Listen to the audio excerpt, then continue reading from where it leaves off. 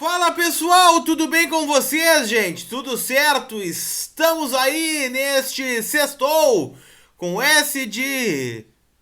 Eu nem ia dizer nada sobre esse assunto hoje, né? Mas como deu problema ontem no andar de baixo do Campeonato Brasileiro, digam aí, sextou com S de que hoje tá previsível, né?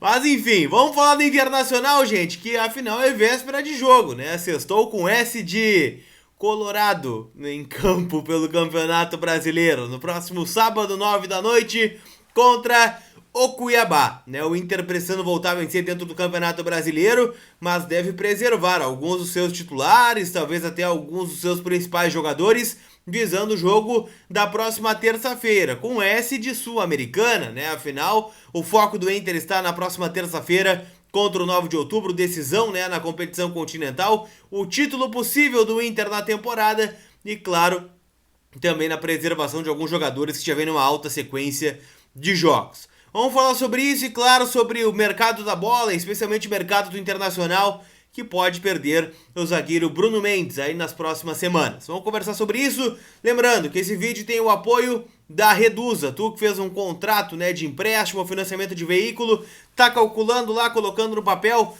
tá pagando 2 vezes mais, é juros abusivos, e a Reduza pode te ajudar a diminuir este valor, beleza? Entre em contato e pede uma avaliação gratuita do teu contrato no link que está na descrição aqui do vídeo. E não esquece de antecipar o saldo do teu FGTS com a galera da Mais Ágil. Dinheiro na conta em até 24 horas, de forma rápida, segura e sem burocracia. Link também está na descrição aqui do vídeo. São parceiras aí do Colar Repórter que podem ajudar vocês.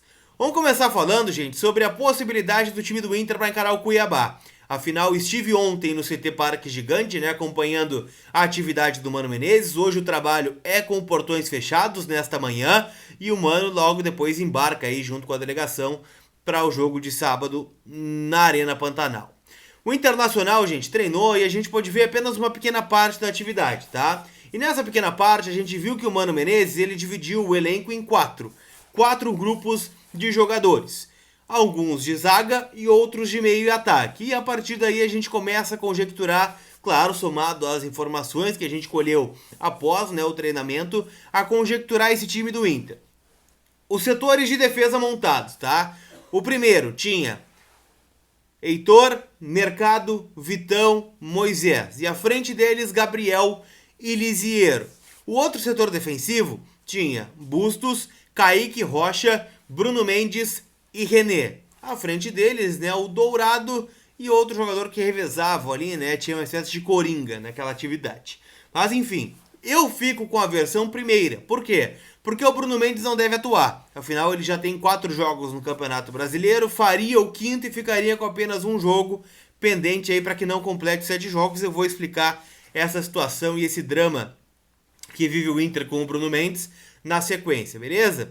Mas o Kaique Rocha está de volta, né? Deve ser relacionado. O Vitão e o Mercado formando o setor defensivo, casando com a informação que a gente tem, né? O Bustos vem numa larga sequência de jogos, o René também. Então, o Mano quer dar uma olhadinha no Moisés, o Heitor também deve receber uma primeira oportunidade. Então, soma com tudo isso, né? O Dourado também vem numa sequência, o Gabriel recebendo mais uma oportunidade com o Mano Menezes, o Lisiero entrando também. E a gente começa a ter um desenho de time. Do meio para frente, outros cenários foram montados também. Tinha Johnny, Edenilson, Estevão, Wanderson, Alan Patrick e o Alexandre Alemão. O outro, por exemplo, tinha Maurício, Pedro Henrique, David e Wesley Moraes. Então assim, a partir dessas montagens, a gente foi convidado a se retirar da atividade, a apuração que eu consegui foi: o provável time do Internacional e que treinou durante boa parte da atividade teve Daniel, Heitor, Vitão Mercado e Moisés, Gabriel, Lisiero, Alan Patrick e Edenilson, Wanderson e Alexandre Alemão. Foi o que foi trabalhado e que deve ser o que vai começar o jogo contra o Cuiabá. O treino de hoje pode modificar. Se modificar, vocês vão ficar sabendo aqui no canal ou nas minhas redes sociais, né? Segue lá no Instagram e no Twitter, @lucascolar. Dito isso, gente, quero falar sobre algumas situações do treino também, envolvendo o Tyson e o zagueiro Roberto. ele mesmo, né, zagueiro que foi destaque da base do Internacional, né, durante muito tempo, formava dupla com o Bruno Fux, mas o Roberto teve 2 sérias lesões de joelho, né, então ele ainda está em processo de recuperação, correu em volta do gramado do CT e ainda não tem um prazo para voltar a jogar, mas é um jogador que está fazendo tratamento no Internacional. O Tyson, ele treinou também durante boa parte dessa atividade, né? Eu citei alguns times aqui. O Tyson é uma espécie de coringa, né? Ele não participou de toda a atividade porque ele está no dito retreinamento, né? Um cara que ainda está buscando a melhor forma, saiu do departamento médico e agora passa a estar à disposição do treinador, mas ainda não, tá? Ele está nos treinos, mas não está disponível para os jogos. Ele está sendo trabalhado para o jogo de terça, contra o 9 de outubro, aqui no estádio Beira-Rio. O Inter entende que este é um jogo decisivo e como não vai ter a presença do Alan Patrick, o Tyson pode ser esse substituto. Claro, ele vai brigar por uma posição com o Maurício, muito possivelmente. Mas é a grande tendência o Tyson estar à disposição na próxima terça-feira. Ele treinou, né, repito, está sem dores, está sendo trabalhado para isso, mas ainda não é uma certeza. Vai depender de como ele acordar amanhã e de como treinar amanhã. Treinar no sábado no CT Parque Gigante, porque ele não viaja, mas treina no sábado. No treino de domingo e segunda, né, que são os treinos aí mais decisivos visando o jogo contra o 9 de outubro. Deixa eu te perguntar, essa escalação do Inter para encarar a equipe do Cuiabá te dá confiança para apostar na OneXBet? Então aposte, né, e ganhe crédito dobrado com o cupom Colar Repórter. O link está no primeiro comentário fixado aqui da postagem. Beleza? Vamos falar, gente, sobre a situação envolvendo o Bruno Mendes então, né? Porque é uma novela já, e eu trato como novela assim, porque tá com indas e vindas, né?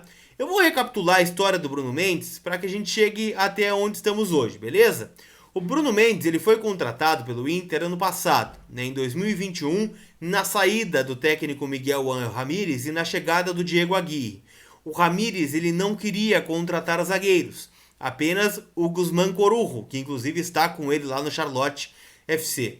O Inter, a partir do momento da saída do Ramírez, já tinha identificado que precisaria de um defensor e viu no Bruno Mendes esta possibilidade, um quebra-galho. Afinal, a zaga do Inter vinha falhando muito, com o Lucas Ribeiro, Zé Gabriel e o Pedro Henrique. Aliás, nenhum dos 3 está no clube mais, né? O Inter buscou Bruno Mendes, mas via como zagueiro titular para formar a dupla de zaga com o Cuesta na época, Gabriel Mercado, indicado pelo Diego Aguirre, trabalhou com ele no Qatar e veio com o salário mais alto, inclusive. A partir daí, o Bruno Mendes, na bola, ganha titularidade e um protagonismo que talvez nem o Inter esperasse que desse tão certo assim de largada. Só que agora, gente, o Inter quando negociou, lá atrás, colocou um passe fixado, ou topou um passe fixado alto, porque justamente não tinha muita expectativa de comprar o Bruno Mendes. Ele era um zagueiro que estava muito em baixa no Corinthians, não tinha jogado, vinha quebrando um galho de lateral direito, inclusive naquele fatídico jogo, né, aquele Inter 0, Corinthians 0 aqui no Beira-Rio, ele é o lateral direito daquela equipe. E o Inter não pensou muito nisso, né? Precisava de alguém para jogar, né, de imediato e viu no Bruno Mendes essa possibilidade. O que está acontecendo agora? O Inter e o Corinthians, eu já vim informando aqui para vocês, estavam próximos de um acordo. 3 milhões e meio de dólares por 30% do passe. O Corinthians, né, no contrato, propõe 50% por 6 milhões de dólares. O Inter jamais vai chegar neste valor, ainda mais por um zagueiro. Nem o Inter e nem qualquer clube do futebol mundial pagaria isso pelo Bruno Mendes. Isso não é um demérito ao Mendes, é só que é um valor exagerado por um zagueiro no futebol atual. 2 situações estão tirando o Bruno Mendes do estádio Beira-Rio neste momento. A primeira, há um ruído na relação entre Inter e Corinthians após o caso Edenilson e Rafael Ramos. O Inter deu declarações através do seu vice-presidente Emílio Papaleuzinho e também do presidente Alessandro Barcelos, que pressionaram a direção do Corinthians a tomar alguma decisão sobre o lateral português, né? Claro, isso está ainda sobre investigação da Polícia Civil e ainda não há uma definição em relação ao Corinthians, né? De qualquer forma, o Inter saiu, né, na versão do Edenilson, na versão do seu jogador, e isso causou um mal-estar entre as partes. A outra situação, que eu acho até a mais decisiva, é que o Corinthians está vendendo João Vitor, um dos seus zagueiros, para o Porto de Portugal. E com isso, abre a brecha para reintegrar o Bruno Mendes. Afinal, o Corinthians já fez longos e altos investimentos na última janela, como William, Renato Augusto, Roger Guedes e companhia limitada. E isso pode tirar, sim, o Bruno Mendes do Internacional e ser reintegrado pelo elenco do Vitor Pereira, o técnico português.